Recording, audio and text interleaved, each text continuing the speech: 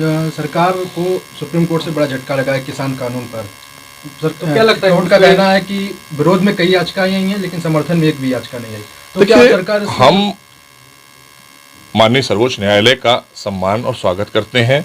कोई भी उनका निर्णय होता है हम सब मानते हैं, क्योंकि हम देश में कानून के राज की सरकार चलाते हैं, तो कानून का हम पालन भी करते हैं। भारतीय जनता पार्टी की सरकार जहां जहां भी है, देश से लेकर और प्रदेशों में।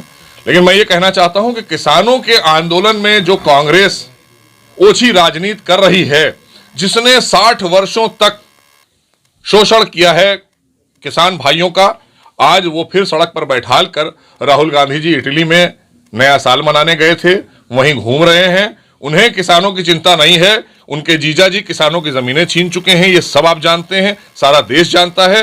तो ऐसे लोगों का भी पर्दाफाश हो रहा है, ऐसे लोग भी एक्सपोज हो रहे हैं। किसानों के हित की सरकार अगर कोई है तो वो आदरणीय मोदी जी की भारतीय जनता पार्टी की सरकार। क्या करेगी सर आगे कदम? मैंने कहा ना कि हम तो किसानों के साथ में हैं। आदरणीय मोदी जी ने साफ कहा हुआ है कि हमारे दरवाजे 24 घंटे किसान भाइयों के लिए खुले। वार्ता करने के लिए हम कहा, हम तो किसानों के हित की, हम तो उनकी आमदनी दुगनी करने के लिए आए हैं। हमने जो कानून हम लेकर आए हैं वो कानून कोई नया नहीं है, वो कानून तो मसौदा बनाया हुआ पिछली सरकारों का है। लेकिन इससे किसान भाइयों पर कोई जबरदस्ती नहीं कर सकता।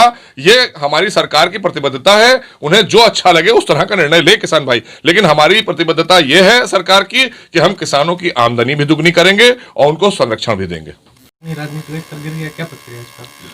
देखिए, आप आए, आप क्या करने के लिए आए थे? इस तरह की बहुत ही कहना चाहिए घटिया भाषा का इस्तेमाल उन्होंने किया। एक राजनेता के जरिए इस तरह की गंदी भाषा का इस्तेमाल, वो भी एक मुख्यमंत्री और साथ साथ योगी जी के लिए इस तरह की भाषा का इस्तेमाल करना, तो मुझे लगता है जो परिणाम उन्हें मिलना चाहिए था वो परिणाम कानून के तहत मिल गया है।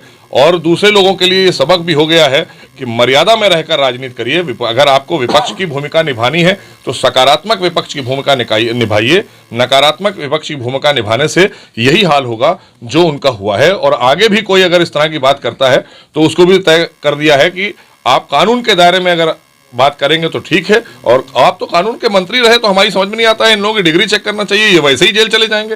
क्योंकि हमें तो नहीं लगता ये कानून मंत्री जब थे तो बैरिस्टर थे, बैरिस्टर के कहे जाते हैं। तो ऐसा आदमी जिस तरह की घटिया बात करके अगर बात कर रहा है तो ये मान लिया जाए कि उसके पास भी फेक डिग्री होगी, और इसीलिए शायद केजरीवाल ने इस बार जो है उनको बनाया नहीं। लेकिन इस सारे क्रम के लिए जो भी सोमनाथ भारती ने वहां पर ये कृत किया है उसके लिए केजरीवाल को माफी मांगना चाहिए उत्तर प्रदेश और देश की जनता से, क्योंकि उन्होंने एक योगी और एक यशस्वी मुख्यमंत्री के बारे में इस तरह की टिप्पणी की है।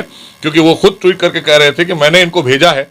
अब आप ये बताइए कि सोमनाथ भारती जैसे लोग अगर आएंगे और हमारे स्कूलों का निरीक्षण करेंगे तो हमारे बच्चे उनसे क्या सीखेंगे? हमारे यहाँ तो शिक्षा और साथ साथ संस्कार भी सिखाए जाते हैं। तो इसका मतलब है कि स्कूल के बच्चे जो दिल्ली में पढ़ते होंगे तो जरूर इन लोगों ने उनको कहीं ना कहीं संस्कार तो नहीं दिए होंगे, और वहां के बच्चों का भविष्य अंधकार में करने का काम ऐसे ही लोग कर रहे हैं। क्योंकि इन्होंने अस्पतालों में गए तो कहा कि यहाँ जानवरों के बच्चे पैदा होते हैं। तो जो इंसान के बच्चों को जानवर का बच्चा कहे तो यही आम आदमी पार्टी का चरित्र है, और उस चरित्र को पूरे देश ने देख लिया है। इसलिए जिस तरह से देश में आदरणीय मोदी जी की सरकार और उत्तर प्रदेश में आदरणीय योगी जी की सरकार सबका साथ सबका विकास और सबके विश्वास की नीति पर आगे काम कर रही है, ये सब उससे घबराए हुए लोग हैं, ये कंट्रोवर्शियल लोग हैं, ये अपने निजी स्वार्थों की राजनीति करना चाहते हैं। जनहित की राजनीति न इन्होंने कभी की है और न ये भविष्य में कर सकते हैं। जाने का क्या उद्देश्य था आज? उत्तर प्रदेश में किसी भी जनपद में अगर कोई भी जनप्रतिनिधि जाता है, खासकर के राज्य का मंत्री जाता है, तो वहाँ के लोगों से मिलकर वहाँ की समस्याओं को भी जानकारी लेता है। चूँकि यहाँ पर हमारे लोकप्रिय सांसद सुब्रत पाठक जी के पिताजी की स्मृति में क्रिकेट टूर्नामेंट का आयोजन क्रिकेट यहाँ पर कन्नौज क्रिकेट एसोसिएशन ने किया था, और उसमें पूरे इनके जनपद की लगभग 8 टीमें भाग ले रही हैं। और ये एक खेल भावना के लिए जाना जाता है, खेल का मैदान, और खेल के मैदान से अच्छा कोई मैदान नहीं होता है जहाँ पर आप जाकर सभी से मिल लेते हैं, सभी मत और मज़हब के लोग आपको वहाँ मिलते हैं।